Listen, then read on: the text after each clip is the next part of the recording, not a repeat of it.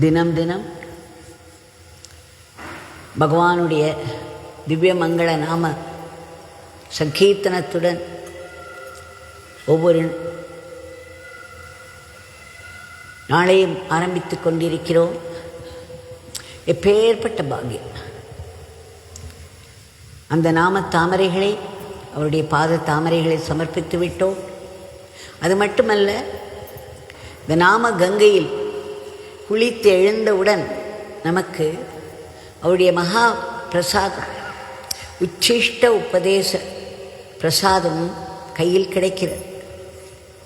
எல்லோருக்கும் 5 மணியிலிருந்து, காலை 5 மணியிலிருந்து இரவு 8 மணி வரை பிரதான் மந்திரில் பிரசாதம் கொடுத்து கொண்டே இருக்கிறார்கள். அந்த பிரசாதம் ஒருவித பிரசாதம் என்றால், பகவானுடைய திருவாயிலிருந்து வந்த அந்த உச்சிஷ்ட உபதேச பிரசாதம் எப்பேற்பட்ட மகா பிரசாதம்! நாம கங்கையில் குளித்து எழுந்த உடனேயே நமக்கு இந்த உச்சிஷ்ட உபதேச பிரசாதமும் கிடைத்து விடுகிறது. அதை நாம் திரும்ப திரும்ப எண்ணி பார்த்து சிந்தித்து அதை ஆழ்ந்து உள்ளே இழுத்து நம்முடைய ஆத்மாவுடன் கலங்கமானால் அது செயலாக வடிவெடுக்கும். இன்றைக்கு ஒன்றை பார்ப்போம். ஜஸ்டிஸ் திரு ராமகிருஷ்ணன் அவர்கள் தபோவன பக்தர். அவர் ஒருமுறை மதியம் 12 மணிக்கு மேல் பகவானை தரிசனம் செய்ய வந்தார். அவருடைய குடும்பத்தினர் பேர பிள்ளைகளோடு தரிசனம் செய்ய வந்தார். நம் பகவானை வணங்கி எழுந்தவுடன் சொன்னார், சுவாமி, உங்களுடைய நாமத்தை சொன்னால் உதவி கிடைக்கும் என்பதை இன்றைக்கு நான் முழுதும் உணர்ந்தேன். ஒரு பெரிய அதிசயம் நடந்தது என்று சொல்லி மகிழ்ச்சியுற்றார். இதை கேட்டவுடன் பகவான் அவரை அமர்த்தி அதை சொல்லுங்கள் என்று கேட்க, ஜஸ்டிஸ் ராமகிருஷ்ணன் அவர்கள், நாங்கள் தப்போவனத்தில் பூஜை முடிந்து உணவு முடித்து படபடக்கும் வெயிலில் தான் கிளம்பினோம். பாதி வழியில் எங்களுடைய காரானது நின்றுவிட்டது. என்ன காரணம் என்றே தெரியவில்லை. வெயிலோ கொதிக்கிறது. அங்கே சுற்றி வர ஒரு மரம் கூட இல்லை நிழலில் அமர்வதற்கு. அப்படி இருக்கும் பொழுது இந்த டிரைவரை விட்டு அந்த காரை பழுது பார்க்க சொன்னோம். அவர் என்னென்னவோ செய்து பார்த்தார். ஒன்றுமே நடக்கவில்லை. குழந்தைகளோ அந்த வெயிலில் வாடி போய்விட்டார்கள். மிகவும் சங்கடமான நிலை. உடனே என்னுடைய ஞாபகத்திற்கு வந்தது, உங்களுடைய திருநாமத்தை சொன்னால் எங்களுக்கு உதவி கிடைக்கும், உங்கள் தந்தையிடம் இருந்து உதவி கிடைக்கும் உடனே என்று சொல்லியிருக்கிறீர்களே என்று நாங்கள் எல்லோரும் மீண்டும் காரிலே அமர்ந்து தங்களுடைய திருநாமத்தை சொல்லிக் கொண்டிருந்தோம். சில நிமிடங்கள் தான் ஆகின. உடனே நான் அந்த டிரைவரை கூட்டி, இப்பொழுது அந்த காரை ஸ்டார்ட் பண்ணேன் என்று சொன்னேன். அதிசயத்திலும் அதிசயம், அந்த கார் உடனே கிளம்பிவிட்ட. எங்களுக்கு அதன் பிறகு எந்த சிரமமும் இல்லை என்று சொல்லி, தங்கள் திருநாமத்தினால் எனக்கு இப்பேற்பட்ட ஒரு அதிசயம் நிகழ்ந்ததை நான் கண்கூடாய் கண்டேன் என்று சொல்லி சிரித்தார். உடனே பகவானுக்கு வந்ததே ஒரு பெரும் சிரிப்பு. இடி இடி என சிரித்தார். Is it justice Ramakrishnan, is it என்று கேட்டு கேட்டு சிரித்து கொண்டே இருந்தார் சிறிது நேரம். பிறகு ஜஸ்டிஸ் ராமகிருஷ்ணன் அவர்களை இந்த நிகழ்ச்சியை திரும்ப திரும்ப சொல்ல சொன்னார். ஒவ்வொரு முறையும் அவர் சொல்லி முடித்தவுடன் இடி இடி என சிரிப்பார். 2ஆம் முறை, 3ஆம் முறை, ஒவ்வொரு முறையும் கடைசியில் இடி சிரிப்போடு அந்த நிகழ்ச்சி முடிவடையும். ஆனால் அதன் பின்னால் பகவான் தன்னுடைய இடி சிரிப்பை நிறுத்திவிட்டு இடி என முழங்கினார். ஜஸ்டிஸ் ராமகிருஷ்ணன்,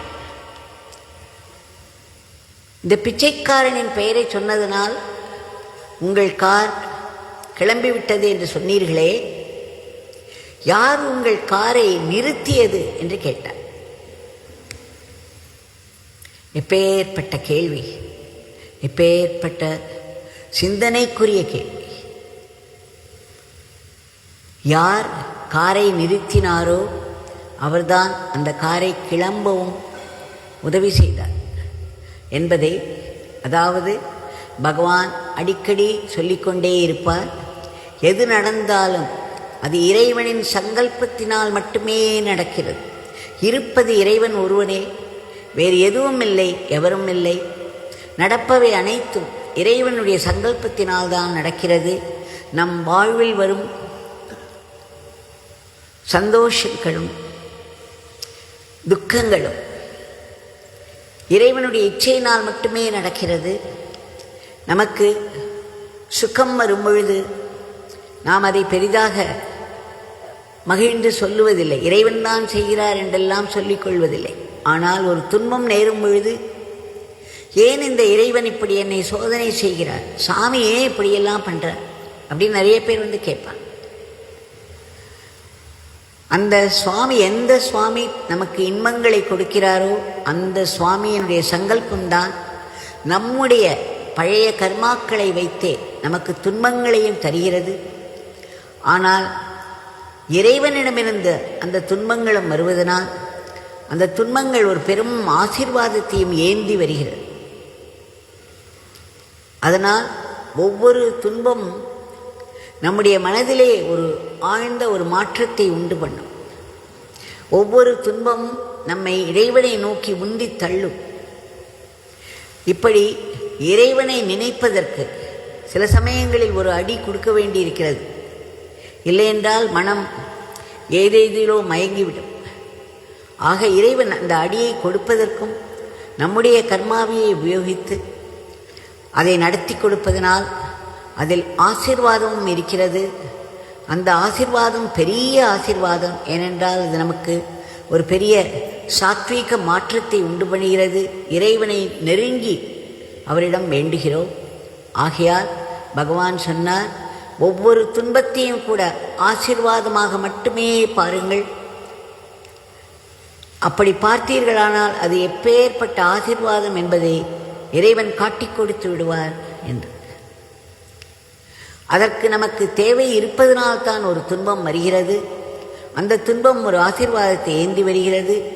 அதை ஆசீர்வாதமாக மட்டுமே பார்ப்பவர்களுக்கு அது ஆசீர்வாதமாக மாறி ஒரு பெரிய மனமாற்றத்தை உண்டு பண்ணிவிடும். ஆக இதில் இருக்கும் இந்த படிப்பினையை நாம் மனதில் நிறுத்திக் கொள்வோம். யார் காரை பழுதாக்கி அதை ரோடில் நிறுத்தி அந்த காரில் வந்தவர்களையெல்லாம் வெயிலில் வாட வைத்தாரோ அவர்தான் அந்த காரையும் கிளம்புவதற்கு உதவி செய்தார் என்பதை பகவான் மிக அழகாக இந்த நிகழ்ச்சியின் மூலம் எடுத்து கூறினார். ஆக இதை நாம் ஆழ்ந்து சிந்தித்து அதை நம்முடைய இரத்தத்தில் ஏற்றி ஆத்மாவில் இறக்கி செயலாக வடிவெடுக்க, எல்லாவற்றையும் நடப்பவை அனைத்தும் நன்மைக்கே என்று சொல்கிறார்கள் அல்லவா? ஆக இதை மனதில் கொண்டு பகவானுடைய திருநாமத்தை சொல்லிக்கொண்டே நம்முடைய வாழ்வின் பயனை பெறுவோம். ஜெய் யோகிராம்.